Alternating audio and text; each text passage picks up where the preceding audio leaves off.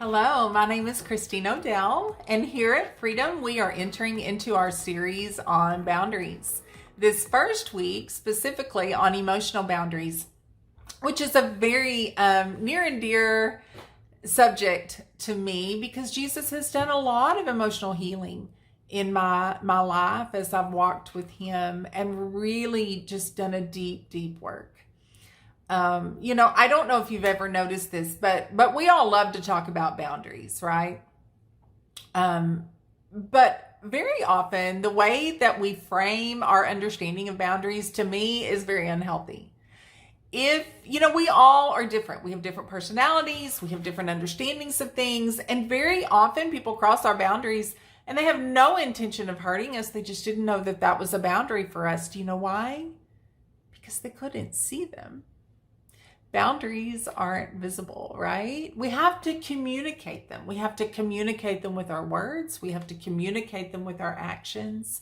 But we also have to communicate them in a very respectful way, or we're crossing their boundaries, talking about how important my boundaries are, but we're crossing over boundaries that we shouldn't cross as well, right? So to me, boundaries are not something that I impose on everybody around me to keep me safe. Boundaries are things that they're habits that I form so that I can steward myself well. If I steward myself well, then I can choose healthy patterns. I can choose healthy relationships. I can choose emotional health, emotional boundaries.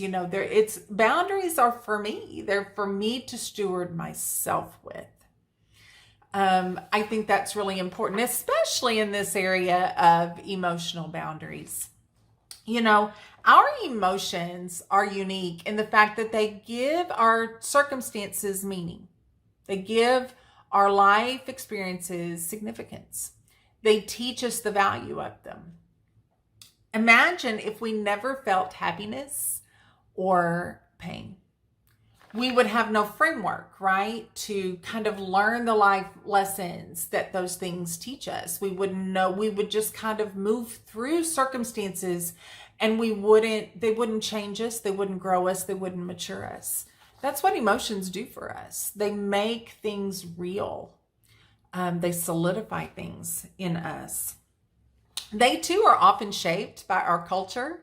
They are, maybe our experiences we've walked through, or especially trauma. If we've walked through a lot of trauma, a lot of pain, that emotional response that we had to that trauma it becomes part of who we are. It becomes part of the way we react to things that are similar to that. Interestingly enough, psychologists say that emotions are formed within us, that core inside of our core being, whereas feelings, however, we choose on a conscious level. I can choose how I feel about something, whereas my emotions are part of my personality. They're part of the way that I act and react because they were set when I was younger.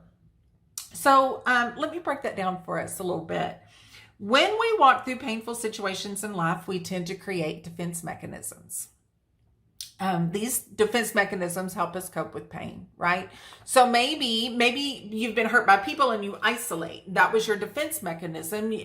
But now you're finding that you don't know how to form relationships.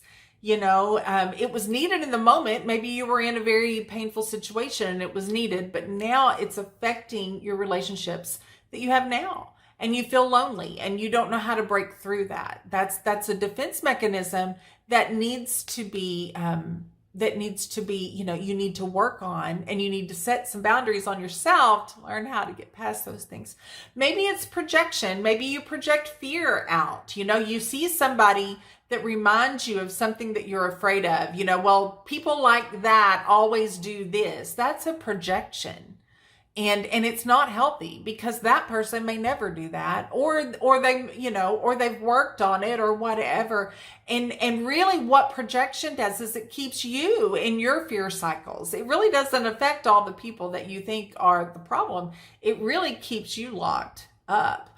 Well, one of the things that the Lord is showing me right now that I never really understood was the defense mechanism called introjection.